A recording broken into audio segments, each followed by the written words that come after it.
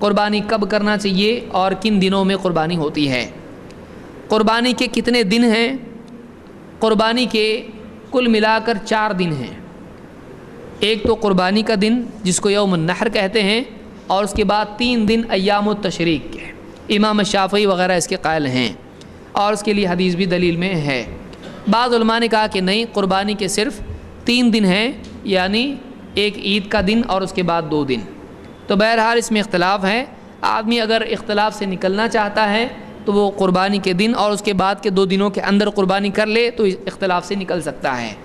لیکن صحیح قول اس میں یہی ہے کہ قربانی کے بعد، عید کے دن کے بعد بھی 3 دن قربانی کے ہوتے ہیں۔ اللہ کے نبی صلی اللہ علیہ وسلم کی ایک حدیث ہے جس کو امام احمد نے روایت کیا ہے، اور جبیر ابن مطعم سے روایت موجود ہے کہ وَكُلُّ أَيَّامِ التَّشْرِيقِ ذَبْحٌ، ایام التشریق سب کے سب ذبح کے دن ہیں۔ ایام التشریق کون سے ہوتے ہیں؟ عید کے دن کے بعد کے 3 دن، 11، 12، 13، یہ ایام التشریق ہیں، یہ سب کے سب ذبح کے دن ہیں۔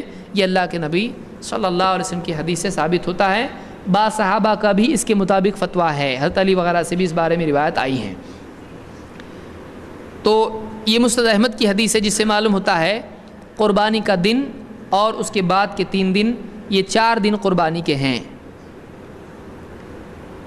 بعض علماء نے اس حدیث کو ضعیف کہا ہے اور بعض علماء نے اس کا جواب بھی دیا ہے، تفصیل سے اس کو شیخ رئیس الاحرار کی کتاب آدمی دیکھ سکتا ہے، اس سلسلے میں انہوں نے اس کا جواب دیا ہے۔ بہرحال